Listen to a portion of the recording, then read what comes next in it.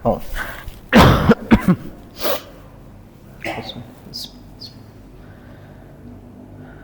Assalamualaikum warahmatullahi wabarakatuh.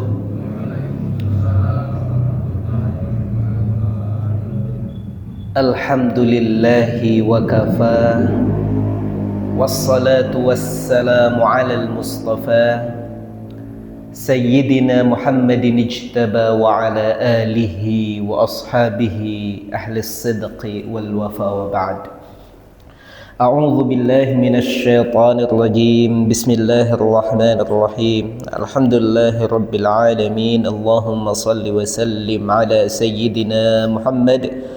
Allahumma dhakkirna mimma nasina wa 'allimna ma yanfa'una wa zidna 'ilma wa sallallahu ala sayyidina Muhammad walhamdulillahi rabbil alamin. Ma'asyiral hadirin, para alim ulama, sesepuh, para jamaah Masjid Baitul Hikmah yang dimuliakan oleh Allah Subhanahu wa taala. Alhamdulillah, syukur kita kepada Allah Subhanahu wa taala atas segala nikmat yang telah Allah sediakan bagi seluruh manusia, bukan hanya umat beriman saja.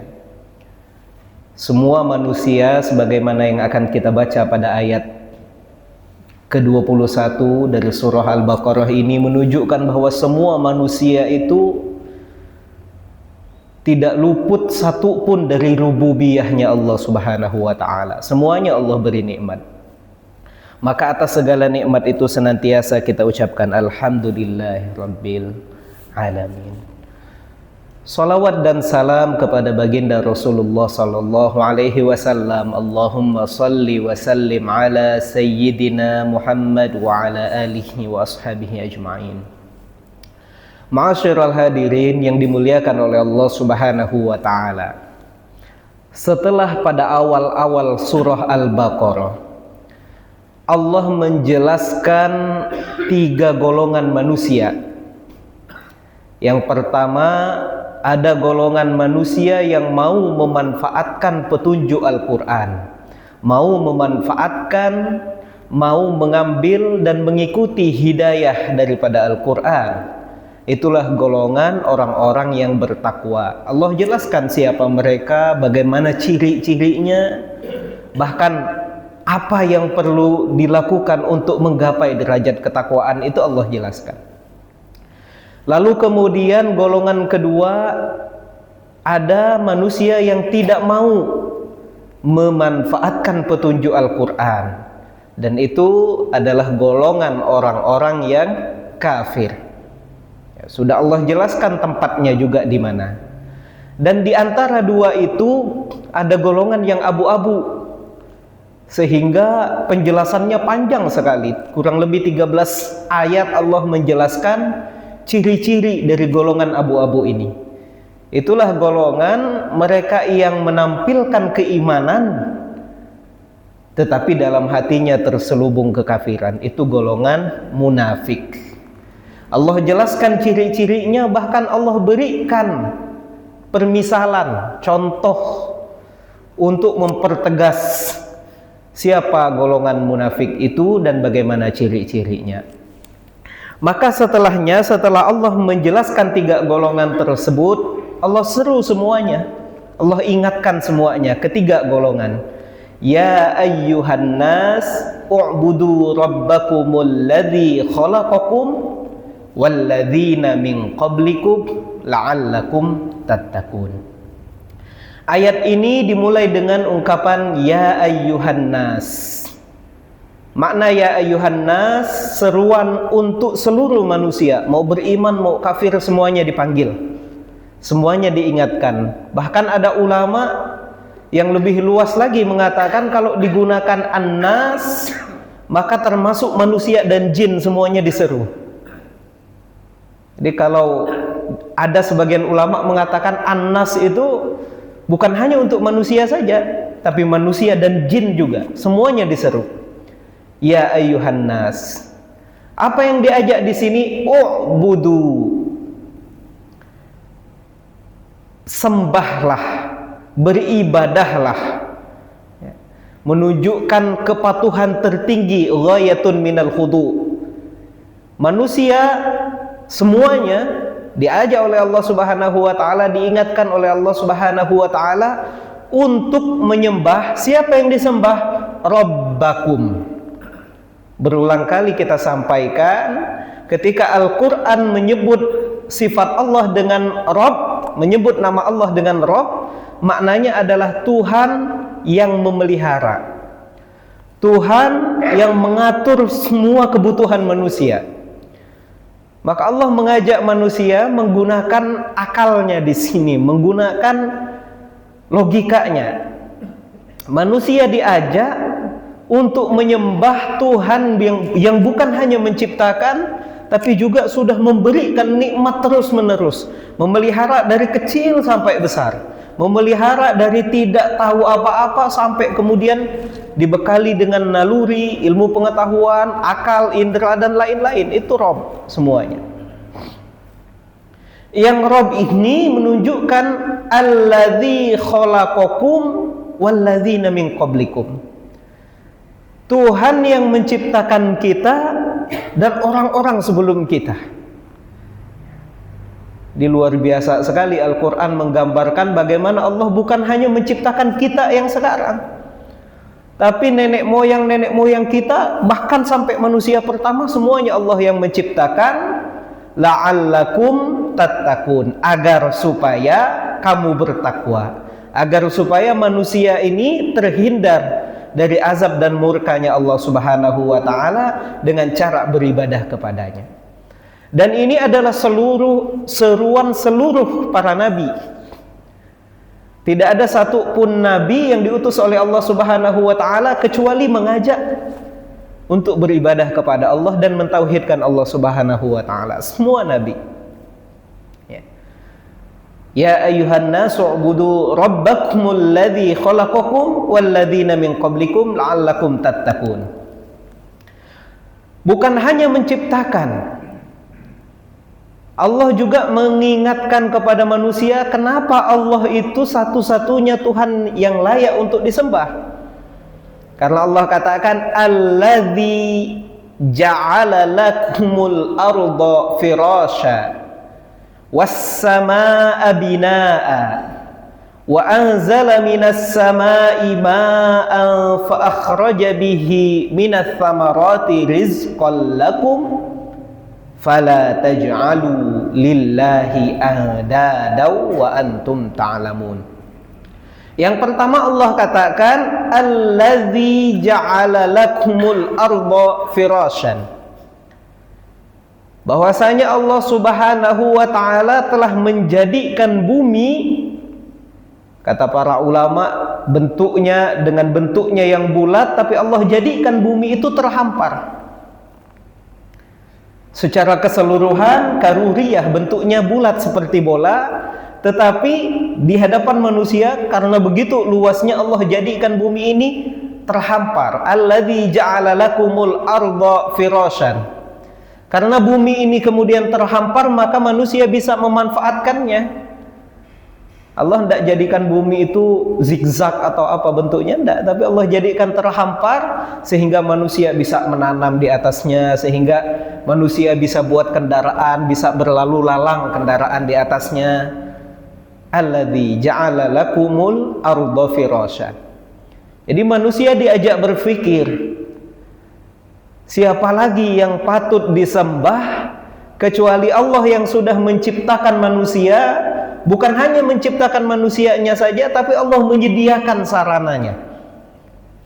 Allah jadikan bumi itu tempat manusia untuk istirahat sekaligus untuk mencari kehidupan, mencari ma'isyah, yaitu dengan alladzi ja'ala lakumul arda firasyan was-samaa'a binaan. Kalau hanya bumi saja maka belum cukup. Allah jadikan juga as-sama, langit itu binaan, sebagai atap. Allah jadikan langit itu sesuatu yang bisa melindungi manusia. Sama fungsinya atap itu melindungi manusia dari hujan dan panas. Maka para ulama, para cendekiawan kemudian meneliti apa maksudnya was-samaa binaan. Maka kemudian diteliti oleh para alim ulama, para cendekia, ternyata di atas langit kita ini yang kelihatannya biru saja itu ternyata ada lapisan-lapisan atmosfer. Lapisan itulah ternyata nanti yang bisa menyaring cahaya matahari, sehingga matahari yang sampai kepada kita itu matahari yang menyehatkan. Cahayanya matahari yang menyehatkan, karena sudah difilter berkali-kali oleh lapisan atmosfer kita. Ternyata kata para ulama, langit itu penuh dengan benda-benda langit, penuh dengan benda-benda meteorit yang setiap hari itu ada saja yang jatuh mengarah ke bumi. Kalau tidak ada lapisan atmosfer, maka meteor-meteor itu akan terus-terusan menghujani bumi, dan dengan adanya atmosfer tersebut, maka meteor-meteor itu sudah pecah di atas, sehingga yang jatuh itu hanya sisa-sisanya saja. Was-samaa binaan. Artinya kalau tidak ada lapisan atmosfer, kita keluar siang-siang bukannya dapat vitamin D, kena sinar UV kita habis.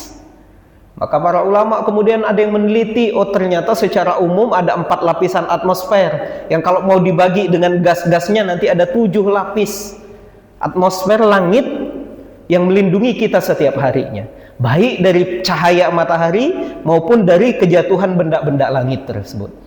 Was-samaa binaan. Dan Allah jadikan semuanya itu, di ayat lain Allah jadikan langit itu tanpa tiang. Kita tidak bisa melihat tiangnya langit, tapi ketahuilah tanpa adanya atmosfer, ya, maka akan susah sekali kehidupan di muka bumi ini. Itu yang kedua. Jadi pertama, Allah jadikan alladzi ja'ala lakumul arda firasya. Allah jadikan bumi ini hamparan. Kedua, Allah jadikan langit itu pelindung, yang ternyata bukan hanya melindungi di langit itu. Wa anzala minas samai ma'an. Ternyata Allah juga mengatur siklus yang namanya hujan.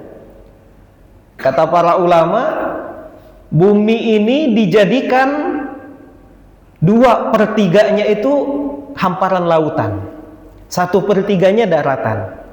Kenapa begitu? Salah satu hikmahnya adalah agar mempermudah terjadinya proses hujan. Para ulama memberikan gambaran yang mudah.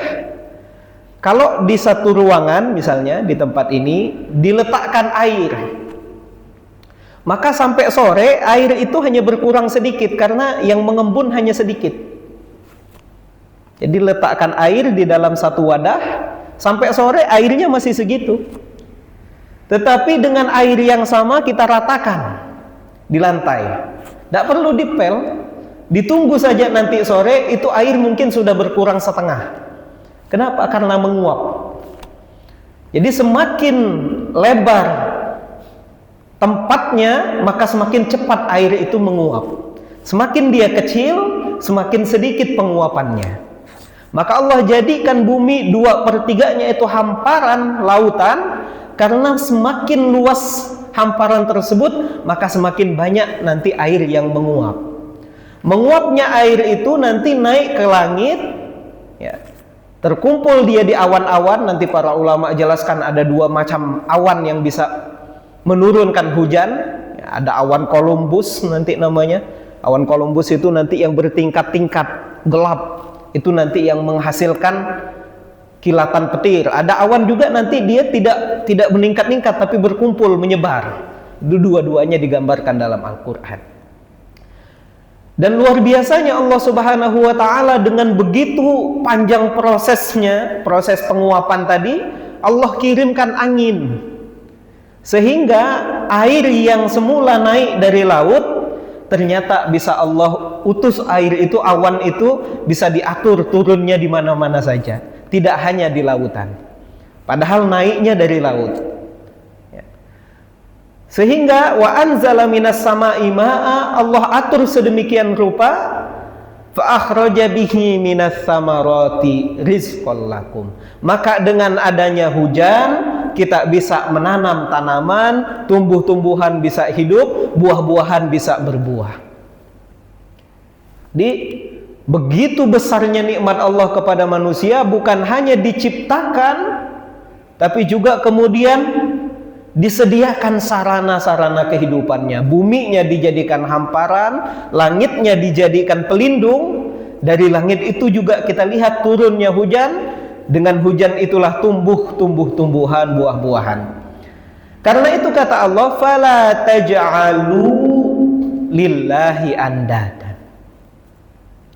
Maka jangan menyembah selain Allah, jangan mencari sekutu selain daripada Allah Subhanahu wa ta'ala. Ayo berpikir, ayo pakai logika. Kenapa masih ada manusia yang menyembah selain Allah, padahal yang disembah itu tidak bisa menciptakan, tidak bisa menjadikan bumi ini hamparan, tidak bisa membuat langit, bahkan tidak bisa membuat matahari itu terbit dari barat, tidak bisa. Tidak bisa menurunkan hujan. Sehebat-hebat apapun teknologi manusia, tidak ada satupun yang berani mengatakan bisa membuat hujan.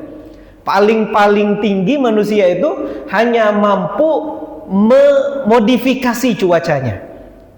Semestinya belum hujan, kemudian di langit nanti ditaburi garam dan sebagainya. Kenapa? Memancing agar butiran-butiran air yang sudah naik ke atas itu bisa berkumpul, kemudian turun hujan. Hanya begitu. Tidak ada manusia yang bisa menurunkan hujan sama sekali, tidak ada. Hanya bisa memodifikasi, dan itu masih harus mengikuti siklus turunnya hujan tersebut. Ya, sehebat-hebatnya teknologi tidak ada yang bisa. Kalau kata Allah belum saatnya hujan, mau sekian kali nyebarin garam di atas juga nggak bakal hujan tetap. Fala taj'alu lillahi andada wa antum ta'lamun. Kalau sudah begitu kata Allah, kalau sudah ditunjukkan bukti-bukti di bumi ini semuanya bukti kebesaran Allah, maka jangan lagi mencari sekutu selain daripada Allah Subhanahu wa ta'ala. Jangan lagi menyembah selain daripada Allah Subhanahu wa ta'ala. Tapi ternyata manusia masih saja ada yang membangkang kepada Allah Subhanahu wa ta'ala, maka tantangannya ditambah. Kalau tidak cukup menambah keimanan dengan melihat tanda-tanda ayat-ayat kauniyah, maka ditantang oleh Allah Subhanahu wa ta'ala. Wa in kuntum fi raibim mimma nazzalna ala abdina fa'tu bi suratim mim mithlih wad'u syuhada'akum min dunillah in kuntum shadiqin. Kata Allah Subhanahu wa ta'ala, wa in kuntum fi raibin. Kalau sudah semua tanda-tanda ayat kauniyah tadi dijelaskan oleh Allah Subhanahu wa ta'ala, dan ternyata masih saja ada yang ragu, masih saja ada yang tidak percaya dengan kebenaran Al-Quran ini, padahal tanda-tandanya sudah luar biasa banyaknya. Wa in kuntum fi raibim mimma nazzalna ala abdina. Kalau masih ada yang ragu dengan kebenaran kitab yang diberikan oleh Allah kepada hambanya, Nabi Muhammad digambarkan sebagai abdun di sini. Ya, ayat tadi, ayat 21 tadi dimulai dengan wahai manusia beribadahlah, u'budu. Di ayat ke-23-nya ini Allah jelaskan siapa Nabi Muhammad. Nabi Muhammad adalah abdina. Ya, sehingga seolah-olah ingin digambarkan yang diajak kepada manusia untuk beribadah itu harus selaras dengan cara beribadahnya Nabi Muhammad SAW. Kenapa? Karena Nabi Muhammad itulah yang abdun. Nabi Muhammad itulah hamba yang menghambakan dirinya kepada Allah Subhanahu wa ta'ala. Maka bentuk-bentuk ibadah harus selaras dengan yang diajarkan oleh Nabi Muhammad sallallahu alaihi wasallam. Maka kita temukan hadis. Ya, salah satunya man ahdatsa fi amrina hadza, barang siapa yang membuat ibadah ma laisa fihi atau ma laisa minhu, yang tidak ada contoh-contohnya dari Nabi Muhammad sallallahu alaihi wasallam. Tidak ada cangkolannya, tidak ada kaitannya dengan apa yang dilakukan, apa yang disabdakan, atau apa yang ditetapkan oleh Nabi Muhammad SAW. Jadi bukan hanya yang dikatakan. Kadangkala Nabi tidak mengatakan, Nabi tidak melakukan, tapi Nabi menyetujui. Ada sahabat suatu ketika dipanggil oleh Nabi, namanya Bilal. Ditanya oleh Nabi SAW, ya Bilal, amalan apa yang kamu lakukan? Kata Nabi, amalan apa yang kamu lakukan yang berbeda dengan sahabat-sahabat yang lain? Kata Sayyidina Bilal, tidak ada ya Rasul. Saya hanya dawam satu hal, kalau saya sudah wudu, saya selalu sholat tahiyatul wudu. Bukan hanya tahiyatul masjid ternyata. Kalau Sayyidina Bilal itu, kalau sudah wudu, beliau sholat 2 rakaat. Apakah ini dilakukan oleh Nabi? Belum ada. Tapi apakah Nabi mencontohkan sholat? Ya ada. Nabi mencontohkan sholat sunnah. Bahkan ada sholat sunnah mutlak. Tidak ada niatnya, tidak ada mau istikharah, tidak ada mau tahajud, tapi lagi pengen sholat, ya sholat 2 rakaat. Ada contohnya dari Nabi. Maka ini bukan sesuatu yang baru. Ini menjadi sunnah, disetujui oleh Nabi Muhammad SAW. Suatu ketika Nabi berpuasa di tanggal 10 Asyura. Kata para sahabat, ya Rasul, orang Yahudi juga puasa tanggal 10. Apa kata Nabi? Ya sudah, kalau begitu tahun depan insya Allah kalau sampai usia kita puasa di tanggal 9 dan 10-nya. Dikenal dengan Yaum Tasu'a. Ternyata Nabi tidak sampai di tahun berikutnya. Tapi sahabat mengamalkan. Kenapa? Karena Nabi sudah berangan-angan. Ini namanya hadis hammiyah, cita-citanya Nabi Muhammad SAW. Nabi berangan-angan, Nabi ingin berpuasa di tanggal 9, tapi tidak sampai usianya. Maka ini juga ibadah dan ada cantolannya dari Nabi Muhammad SAW. Ini maksud kata para ulama, kenapa di sini mimma nazzalna ala abdina, bahwa ibadah yang diperintahkan di ayat sebelumnya itu harus selaras dengan ucapan, perbuatan, atau ketetapan dari Nabi Muhammad SAW. Kata Al-Quran, kalau masih ada yang ragu dengan kebenaran daripada kitab yang diturunkan kepada Nabi Muhammad SAW, di ayat ini dikatakan fa'tu bisurah. Tapi kalau mau kita lihat keseluruhan Al-Quran, awalnya Al-Quran itu menantang untuk buat satu Al-Quran utuh. Kulla in ijtama'atil jinnu wal ins ala ayyatu bimithli hadzal Qur'an la ya'tuna bimithlihi walau kana ba'duhum li ba'din zahira. Awalnya ditantang, kalau seluruh manusia dan jin dari barat sampai timur, anggaplah Xi Jinping dengan Trump gak pernah ribut, semuanya bersatu, seluruh manusia, bukan cuma manusia, jinnya juga bersatu. Apa? Mereka buat satu konferensi, buat Al-Quran, kurang lebih 30 juz, 114 surah, 6.236 ayat, buat Al-Quran tandingan, semuanya ngumpul, la ya'tuna bimithlihi. Sampai kiamat kurang 2 hari, itu nggak akan bisa buat Al-Quran yang serupa. Kemudian dikurangi tantangannya. Ini kitab suci yang mana? Ya, tantangannya terlalu berat, dikurangin. Apa kata Al-Quran? Am yaqulu naftarah. Apakah mereka mengatakan Al-Quran itu dibuat-buat oleh Nabi Muhammad SAW? Qul iniftaraituhu. Katakan, kalau Al-Quran itu dituduhkan dibuat-buat oleh Nabi Muhammad SAW, maka buat fa'tu bi asyri suwarin. Tidak usah Al-Quran utuh deh, buat 10 surat saja yang seperti Al-Quran. Nggak akan bisa. Dikurangi lagi tantangannya, termasuk di ayat ini. Ada 2 ayat yang bicara tentang satu surat. Di ayat ini, wa in kuntum fi raibin, kalau masih ragu dengan kebenaran Al-Quran, mimma nazzalna ala abdina fa'tu bi suratim mim mithlih, maka buatlah satu surat. Nah, tapi berat tantangannya, mim mithlih, yang surat itu didatangkan oleh Nabi yang seperti Nabi Muhammad SAW. Jadi coba cari, ada orang nggak bisa baca, nggak bisa nulis, ummi, tidak pernah belajar baca, tidak pernah belajar nulis, suruh buat satu Quran serupa. Masih berat tantangannya. Di ayat lain diperingan lagi. Kalau masih ragu dengan kebenaran Al-Quran, fa'tu bisuratim mithlihi, maka buat. Nah, kalau sekarang siapapun, tidak harus yang buta huruf, tidak harus, siapapun. Diperingan lagi coba tantangannya. Siapapun, mau itu profesor, mau apa, mau pintar, silahkan buat satu Al-Quran yang serupa.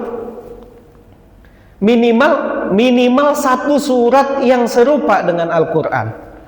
Kalau kita lihat Al-Quran itu surah paling pendeknya surah apa, Pak? Al-Kautsar. Al-Asr 3 ayat tapi ayatnya panjang.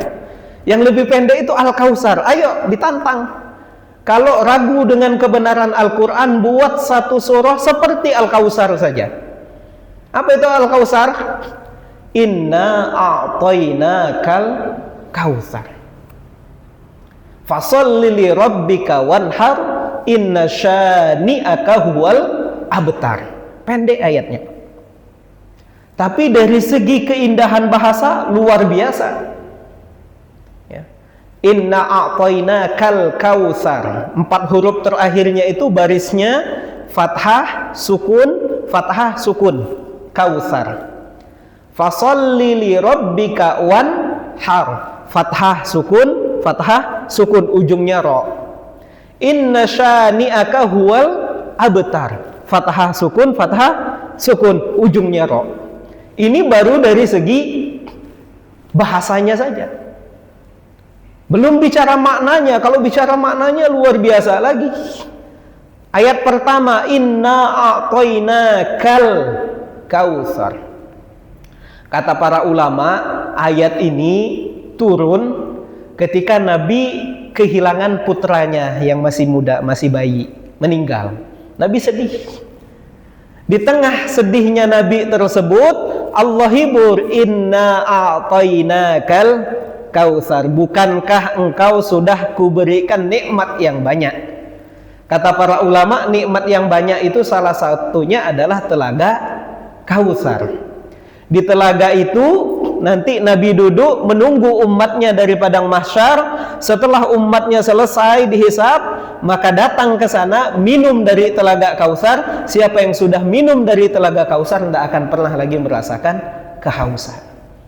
Jadi seolah-olah Allah ingatkan, yang diambil hanya anakmu, tapi yang digantikan adalah syafaat untuk umatmu. Inna a'taina kal kautsar. Ayat pertama sudah bicaranya metafora, sudah bicaranya tentang nikmat yang Allah berikan nanti, bukan sekarang, nanti sudah Allah sediakan di akhirat.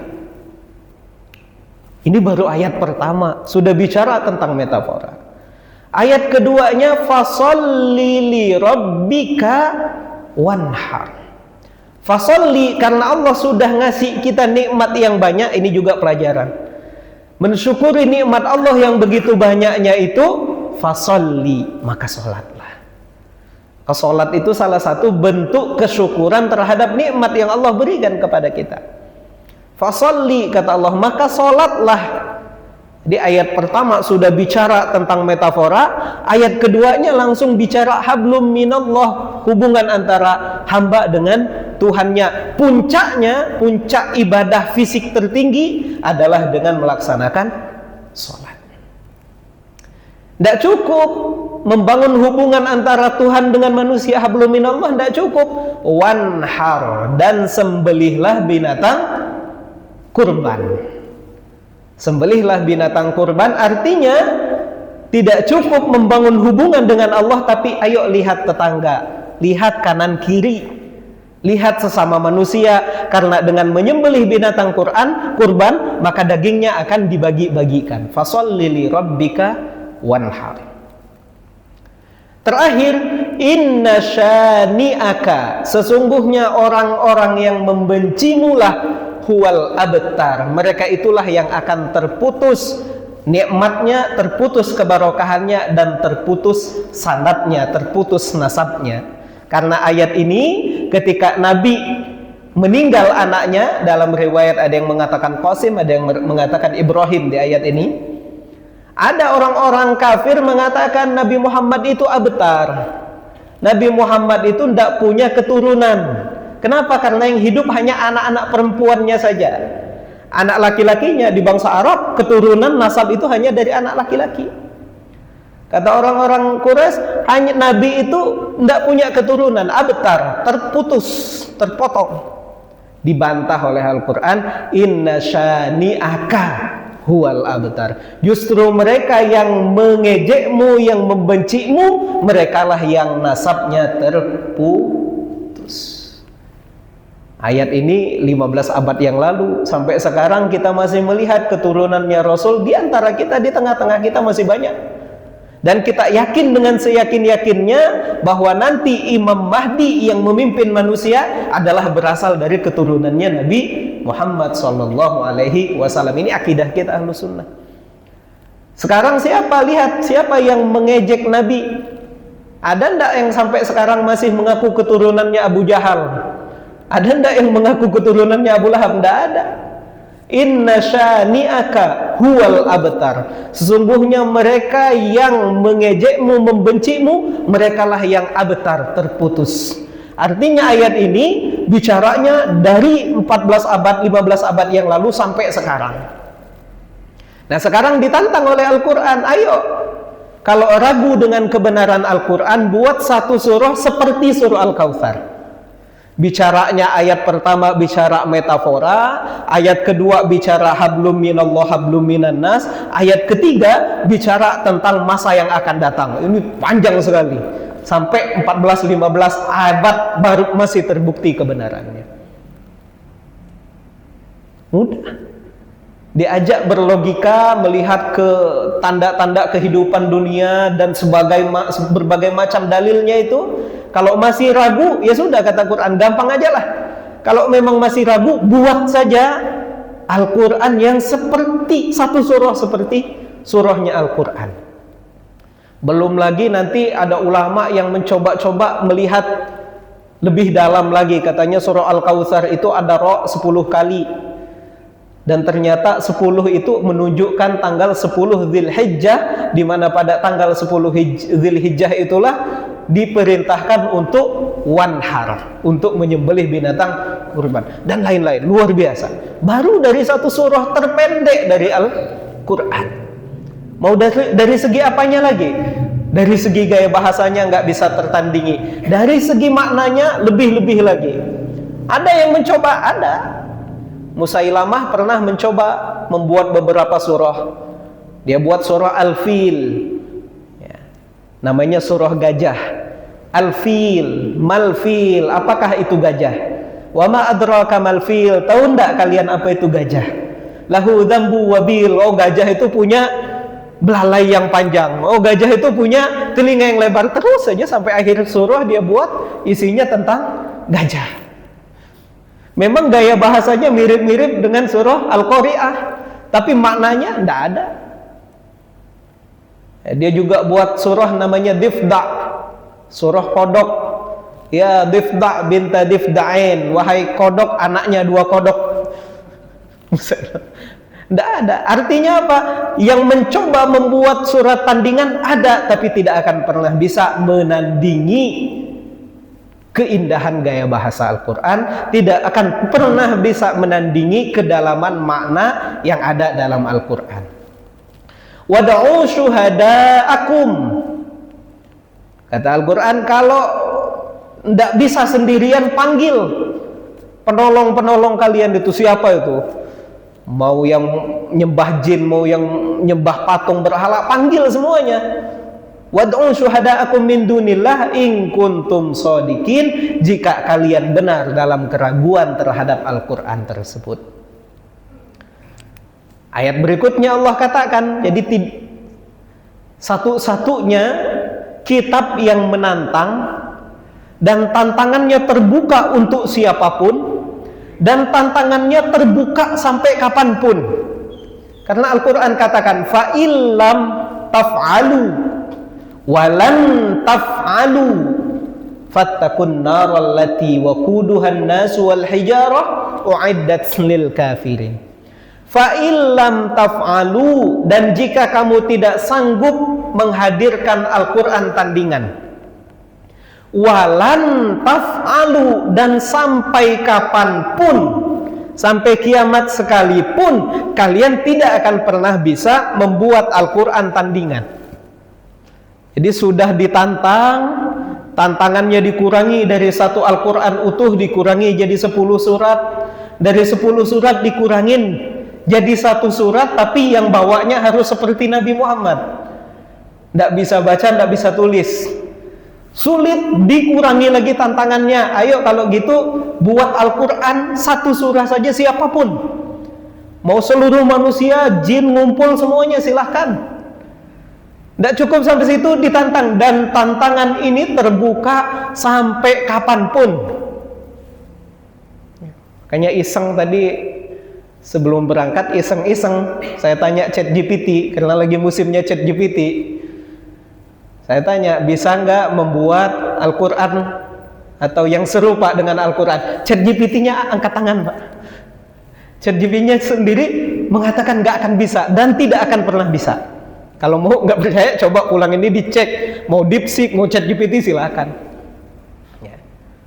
Nggak akan pernah bisa dengan media dan alat apapun. Saya paksa coba buat. Ya, dia buat pakai bahasa Arab, tapi dari baca awal aja sudah beda dengan Al-Quran. Walaupun rimanya mirip-mirip, tapi beda. Tidak akan sama dengan kedalaman makna yang dikandung oleh Al-Quran. Fattakun naral lati waquduhan nasu wal hijarah. Karena itu takutlah akan ancaman api neraka, dan takutlah untuk melakukan perbuatan yang bisa mendorong manusia masuk ke neraka. Itu makna fattakun nar, takutlah ke neraka, dan takutlah terhadap perbuatan yang bisa mendorong manusia itu jatuh ke dalam neraka. Allati waquduhan nasu wal hijarah, yang bahan bakar utamanya itu adalah dari manusia dan batu. Dan batu maksud para ulama, batu-batu yang digunakan untuk disembah, batu-batu sesembahan itu. U'iddat lil kafirin, yang pada hakikatnya neraka itu disediakan bagi siapapun yang kafir kepada Allah Subhanahu wa taala. Demikian kurang lebih 4 ayat yang menjelaskan tentang dalil-dalil kauniyah maupun kauliyahnya Allah Subhanahu wa taala. Manusia diajak berpikir, kalau tidak mau menyembah Allah yang menciptakan dan memelihara seluruh kehidupan ini, dan masih ragu, ditantang. Sudah, kalau masih ragu, tidak bisa berpikir rasional, ayo sekarang ditantang, buat Al-Quran yang keindahannya sama dengan Al-Quran, buat surah yang sama dengan Al-Quran, ya. Dan tantangannya terbuka, ya. Buat surah yang bisa dihafalkan oleh manusia bahkan yang belum bisa baca tulis. Al-Quran itu, Pak, orang belum bisa baca tulis, anak-anak umur 5 tahun itu sudah bisa ngapal Quran, banyak sekali. Ya paling tidak surah-surah pendek, sekali dia dengar, hafal. Mudah sekali untuk menghafalkannya. Dibuat, ayo buat bacaan yang dibaca berulang kali tidak bosan.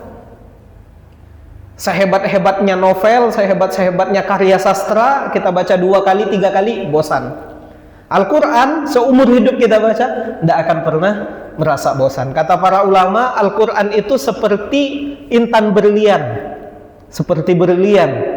Dari sudut pandang manapun orang melihatnya, pasti bisa mendapatkan keindahan. Itu Al-Quran. Ditantang. Kalau memang masih ragu terhadap kebenaran Al-Quran, demikian 4 ayat, insyaallah kita lanjutkan pada pertemuan yang akan datang. Monggo silakan jika ada yang ingin kita perdalam atau kita diskusikan dari 4 ayat yang sudah kita baca ini. Monggo silakan. Bismillahirrahmanirrahim.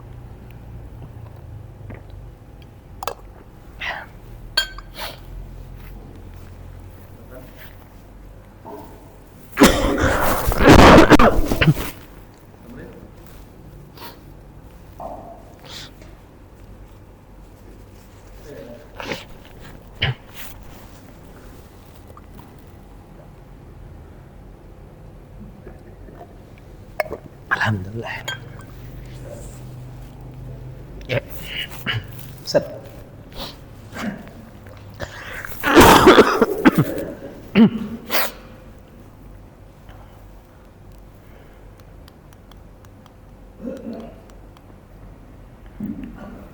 Assalamualaikum warahmatullahi wabarakatuh. Waalaikumsalam warahmatullahi wabarakatuh.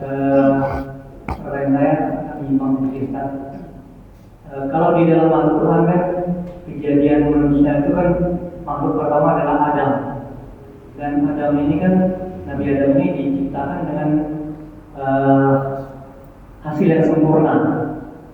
Nah, kalau kita hubungkan dengan iptek lah, sains, bahwa kejadian manusia itu kalau secara penelitian arkeologi kan ada masa-masa zaman Neolitikum ya, sampai ada namanya makhluk purba ini, Pak.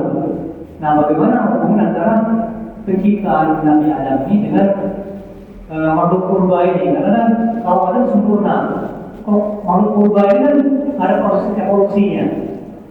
Demikian, terima kasih. Ya. Ya. Kalau kita baca teori-teori ilmiah tentang penciptaan makhluk hidup, ada yang berteori, nanti Darwin dan keturunannya lah ya, dan rekan-rekannya, ada yang berteori bahwa proses kesempurnaan manusia ini berjalan bertahap, dikenal nanti teori evolusi. Oh, makhluk-makhluk di dunia ini awalnya berasal dari air semua. Kemudian karena perubahan kondisi, perubahan hidup, sebagian ada yang berjalan ke darat dan berevolusi, dia menyesuaikan kebutuhannya sehingga tumbuh kaki dan sebagainya dan sebagainya. Lalu ada mengatakan manusia itu sendiri, ya kata teorinya Darwin, evolusi itu ya dari kera dan sebagainya, ya, yang kemudian dia menyesuaikan diri dengan lingkungannya, bertahan hidup. Nah, yang bertahan hiduplah itulah yang kemudian berevolusi menjadi manusia dan lain-lain. Itu teori. Dan yang namanya teori selalu kita pelajari, yang namanya teori adalah pernyataan yang siap untuk dibantah kapanpun ketika ada temuan yang baru. Dan kalau kita baca dalam Al-Quran, justru sebaliknya, kita lihat bagaimana Allah menciptakan Nabi Adam langsung dengan kesempurnaan, langsung dengan ilmu pengetahuannya. Dan proses belajarnya manusia itu kalau dalam Al-Quran tidak seperti dalam teorinya Darwin, ya, dari berkaki 4 dan seterusnya. Tapi kita lihat ketika manusia diturunkan, maka dibekali dengan kemampuan untuk bercocok tanam. Artinya melompat berapa masa itu? Karena kita pelajari dalam tafsir ketika Nabi Adam punya putra, satu putranya diajari untuk bercocok tanam gandum. Putra yang lain diajari untuk beternak. Jadi kalau ngikutin teorinya Darwin, sudah fase keberapa manusia sudah beternak, sudah berladang, itu sudah masa yang lama. Karena sebelumnya nomaden, dia tidak bercocok tanam. Baru begitu manusia sudah semakin mengenal lingkungannya, baru manusia bercocok tanam. Itu kata teori evolusi. Tapi Al-Quran tidak bilang begitu. Begitu Adam diturunkan ke bumi, maka Allah bekali dia dengan kemampuan bercocok tanam. Maka anaknya dua orang itu, satu dibekali kemampuan cocok tanam, Habil, Qabil, satunya dibekali kemampuan untuk beternak, dan nanti dua-duanya diminta untuk berkurban. Idh qarraba qurbanan fatukubbila min ahadihima, yang satu ngasih panen terbaik, yang satu ngasih hasil yang buruk. Fatukubbila min ahadihima walam yutaqabbal minal akhar. Ini satu. Kedua, kemampuan intelijensia manusia dalam Al-Quran sudah sangat berkembang sejak awal. Maka ketika Qabil membunuh Habil, dia kan kebingungan bagaimana cara untuk menguburkannya. Jadi menguburkan itu sudah sejak awal, Pak. Sejak manusia pertama. Maka karena belum ada contohnya bagaimana mengurusi jenazah, Allah utus dua burung gagak. Yang satu mati, kemudian gagak yang hidup menggali-gali tanah untuk menguburkan gagak yang mati tersebut. Artinya sejak awal manusia sudah dibekali kemampuan untuk menyerap melalui inderanya, menyerap ilmu pengetahuan. Tidak sebagaimana yang digambarkan tadi, dari kera yang nggak bisa mikir, perlahan-lahan berubah-ubah. Tidak.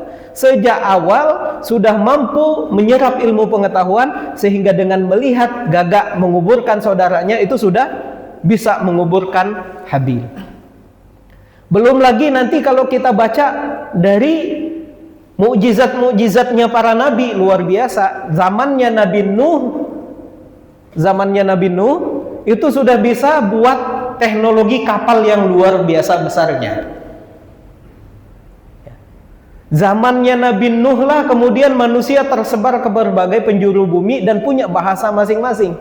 Ini zamannya Nabi Nuh alaihissalam setelah terjadinya banjir bandang. Poinnya apa? Al-Quran ingin menegaskan bahwa manusia itu tidak lahir dari evolusi. Sejak awal manusia sudah dibekali otak yang luar biasa canggihnya. Barulah mungkin nanti setelah zamannya Nabi Nuh memang manusia menyebar ke berbagai penjuru. Nah, dari situlah kita memahami nanti, oh ada yang melahirkan bangsa-bangsa Arya, ada yang melahirkan bangsa-bangsa Afrika, ada yang melahirkan bangsa-bangsa Eropa, dan seterusnya. Setelah kasusnya Nabi Nuh alaihis salam. Jadi kalau kita lihat perkembangan, jadi paling mudah sebenarnya kalau ingin mengikuti dalam Al-Quran itu melihat sejarah mukjizatnya para nabi. Ternyata makin ke belakang itu semakin menunjukkan kesempurnaan intelijensia. Maka nanti salah satu mukjizatnya Nabi Ibrahim alaihissalam itu sudah luar biasa, filosofnya sudah sangat tinggi. Ya, selain jadi mukjizat-mukjizatnya Nabi Ibrahim adalah mukjizat yang sudah mengalahkan kemampuan logika akal. Logikanya manusia dibakar mati. Ternyata Nabi Ibrahim kedinginan. Nabi Ibrahim mukjizatnya mampu berdebat. Kan kita baca tuh ayatnya. Ada raja yang sangat lalim dipanggil Nabi Ibrahim, ditanya, "Tuhanmu siapa?" Kata Nabi Ibrahim, "Tuhanku yang menghidupkan dan mematikan." Oh, kalau gitu gampang. Panggil dua budak. Bunuh yang ini, biarkan hidup yang ini, kata Raja Namrudnya. Itu kan logika, Pak. Itu kan filosof. Maka, ya benar juga. Ya, yang satu dibiarkan hidup, yang satu dibiarkan mati.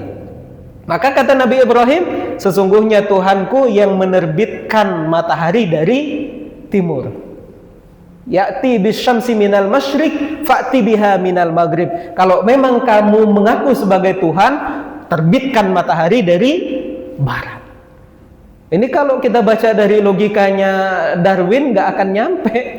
Kenapa? Manusia di zamannya Nabi Ibrahim saja kemampuan filosofnya sudah begitu tingginya.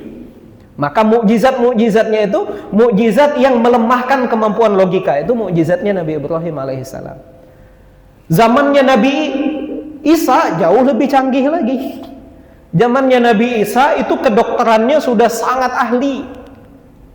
Kedokterannya sudah sangat hebat. Hampir semua penyakit ketemu obatnya. Kecuali orang yang buta dari lahir. Kecuali orang yang mati. Itu nggak ada obatnya. Maka Allah kasih mukjizat Nabi Isa sesuai dengan kemampuan pengobatan di masa itu. Dikasih mukjizat menyembuhkan orang yang buta dari lahir. Dikasih mukjizat menghidupkan orang yang mati bukan hanya 3 hari, bukan hanya 4 hari, tapi ratusan tahun. Yang dihidupkan adalah putranya Nabi Nuh alaihissalam, dihidupkan oleh Nabi Isa alaihissalam. Jadi melihat bagaimana perkembangan mukjizatnya para nabi, zamannya Nabi Nuh aja sudah secanggih itu. Zamannya Nabi Musa nanti perkembangan sihir luar biasa. Zamannya Nabi Yusuf kemampuan menakwil mimpi dan ilmu perbintangannya sudah sangat hebat. Zamannya Nabi Isa kemampuan kedokterannya sudah semakin hebat. Masa kita percaya ada orang bilang manusia dari kera? Itulah maksudnya. Belum lagi nanti, makanya nanti di masanya Nabi Muhammad mukjizatnya adalah mukjizat tertinggi, yakni Al-Quran, yang mukjizatnya bukan cuma dinikmati oleh masa umat-umat di masanya Nabi Muhammad. Nabi-nabi lain mukjizatnya hanya dinikmati oleh umatnya saja. Nabi Isa ya mukjizatnya hanya kelihatan oleh orang yang hidup di zaman itu. Nabi Musa mukjizatnya hanya kelihatan oleh para penyihirnya Fir'aun. Nabi Ibrahim mukjizatnya hanya kelihatan oleh mereka yang membakar Nabi Ibrahim alaihissalam. Tapi Nabi Muhammad Allah kasih kemukjizatan tertinggi, mukjizat Al-Quran yang kehebatannya dinikmati oleh seluruh umatnya sampai kita sekarang, sampai kita baca ayat tadi, wa in kuntum fi raibim mimma nazzalna ala abdina fa'tu bisuratim mim mithli. Artinya begitu, Pak.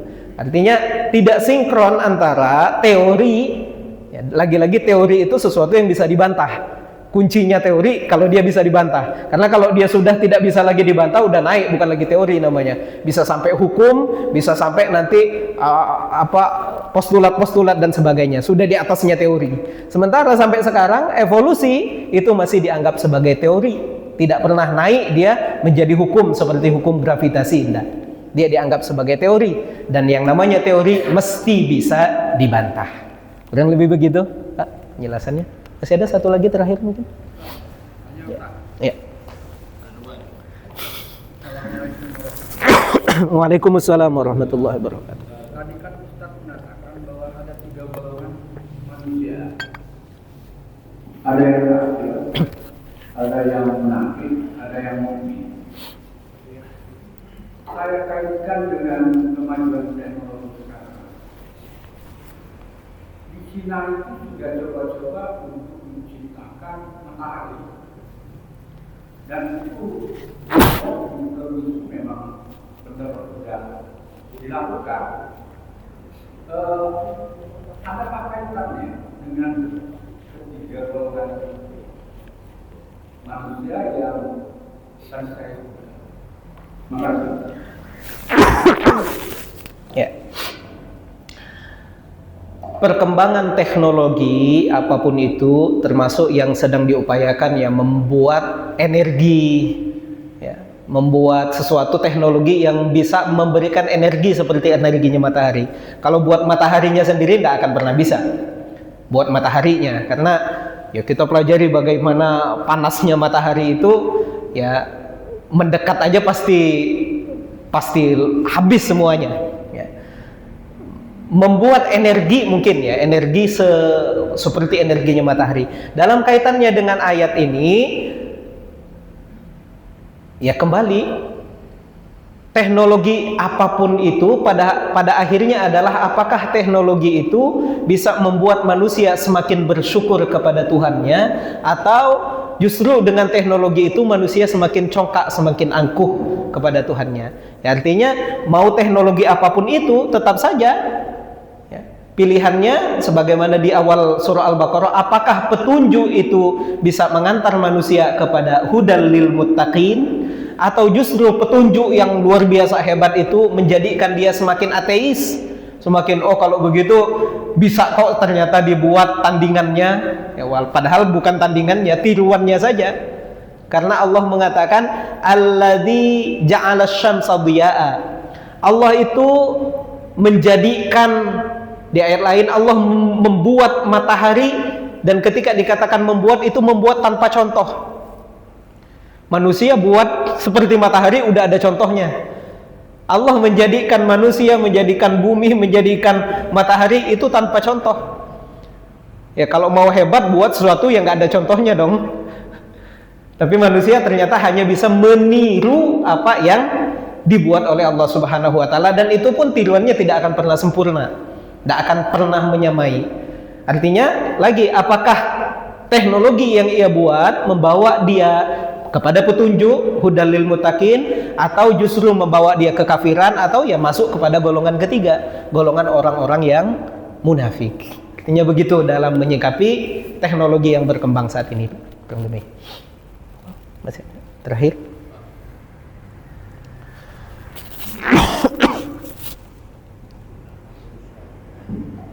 Terima kasih Bapak. Juga terkait dengan tantangan memperkatukan hati atau merubah. Kan kita kan kenal Pak bahwa seniman-seniman Arab itu cepat terpisah. Apakah gimana Pak konteks itu? Karena ada pendapat sebagai ulama kan itu tidak boleh. Ada sebagian dari Pak. Kalau kita kaitkan dengan tadi Pak, tantangan untuk Membuat syair ya. Oke. Ya. Masyarul hadirin yang dimuliakan oleh Allah Subhanahu wa taala, yang namanya mukjizat itu melemahkan lawan tanding. Itu yang namanya mukjizat. Maka Al-Qur'an ini hadir di tengah masyarakat yang keahliannya adalah bersyair. Jadi kalau Al-Quran ditantangkan kepada kita yang nggak terlalu ngerti bahasa Arab, mungkin mukjizatnya nggak hebat-hebat banget, nggak kerasa hebat-hebat banget. Tapi semakin hebat kemukjizatan Al-Quran ketika ditantangkan kepada orang yang tiap hari kerjaannya buat syair. Orang-orang Arab itu luar biasa buat syairnya, tetapi begitu melihat Al-Quran, tidak sanggup membuat tandingannya. Kita baca kisahnya sahabat Umar. Ketika akan masuk Islam itu, sebelum masuk Islam, beliau sudah ngangkat pedang mau membunuh Nabi Muhammad SAW. Ada ketemu orang di jalan, nanti dulu kamu urusin Nabi Muhammad. Kalau mau urus adikmu dulu, karena adikmu sudah masuk Islam. Datang ke rumah adiknya, ternyata lagi baca surah Thaha. Begitu baca surah Thaha, ma anzalna 'alaikal qur'ana litashqa illa tadhkiratan liman yakhsha tanzilan mimman khalaqal arda was samawatil 'ula. Itu sahabat Umar yang sangat ahli syair. Sahabat Umar itu ahli syair, Pak. Ahli syair dan ahli sekali bahasa Arab. Langsung mengatakan ini tidak mungkin dibuat oleh manusia. Yang ngomong orang yang ngerti syair. Itu satu. Lalu kedua, apakah kemudian boleh bersyair kalau begitu? Karena syair kan ya ilmunya ngikut-ngikut, ya rima-rimanya mengikut ilmu Al-Quran. Tidak ada masalah dengan syair. Bahkan ulama Imam Khalil bin Ahmad buat 15 ketukan syair. Namanya ilmu arud, dipelajari sampai sekarang. Sekarang ada 16 ketukannya. Ya. Bahkan ulama buat ilmunya. Yang terpenting bukan boleh atau tidaknya bersyair, apa konten syairnya. Kalau konten syairnya isinya adalah mengajak kita beribadah kepada Allah, ya tidak ada masalah. Maka ada seorang dulu penyair terkenal, namanya Hasan bin Thabit.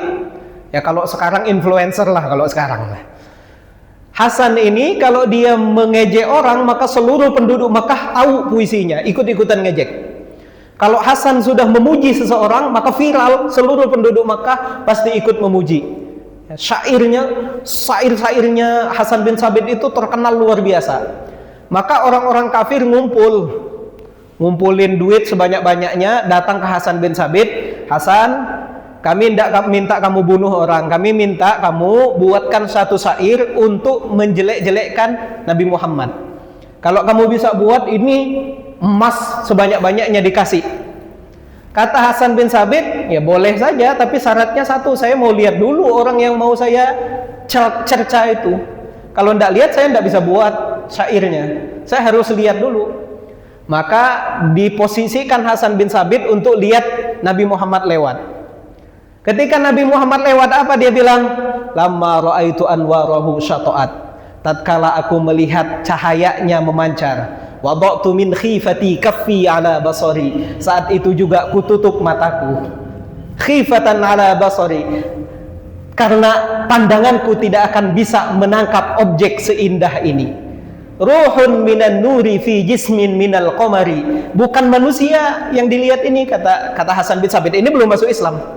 Kata Hasan bin Sabit, ini adalah ruh yang tercipta dari cahaya yang ditancapkan ke dalam fisik yang terbuat, ruhun minan nuri fi jismin minal qamari, yang tercipta dari fisik yang terbuat dari bulan purnama. Kahilyatin nusyijat minal anjumiz zuhri, seperti cahaya yang memancar dari bintang kejora. Itu namanya Hasan bin Sabit. Saat itu juga harusnya disuruh ngejek Nabi Muhammad, dia buat puisi paling terkenal memuji Nabi Muhammad, langsung masuk Islam dan langsung bergelar syairun Nabi. Apa syairun Nabi? Penyairnya Nabi. Setiap orang kafir buat syair ngejek Nabi, langsung dibalas saat itu juga oleh Hasan bin Sabit. Yang paling sering kita baca yang sekarang apa puisinya?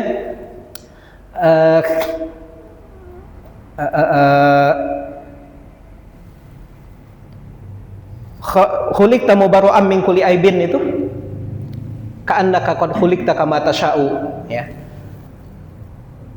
Allahu karim. Jadi ada satu syairnya Hasan bin Sabit yang kemudian jadi jadi syairnya Mustafa Atib yang komarun itu. Itu salah satunya syairnya dibuat oleh Hasan bin Sabit. Jadi apakah boleh bersyair? Boleh. Bahkan ada ilmunya khusus, ilmu arud namanya, ilmu untuk bersyair. Ilmu-ilmu kita banyak, ilmu nahu, ilmu apa, itu matan-matannya itu nanti rata-rata pakai syair. Qala Muhammadun huwa ibnu Maliki Ahmadu Rabbillah khairu Maliki, itu syair. Ya, ada 1002 bait itu dibuat syairnya. Boleh, selama kontennya adalah tidak untuk berbuat maksiat kepada Allah Subhanahu wa taala. Oke. Saya kira demikian, Mbak, ya.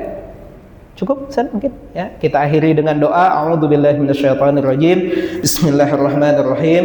Alhamdulillahirabbil alamin. Allahumma shalli wa sallim ala sayyidina Muhammad. Allahumma dzakkirna mimma nasina wa 'allimna ma yanfa'una wa zidna ilma wa sallallahu ala sayyidina Muhammad walhamdulillahirabbil alamin. Wallahul muwaffiq ila aqwamit thariq. Wassalamu alaikum warahmatullahi wabarakatuh.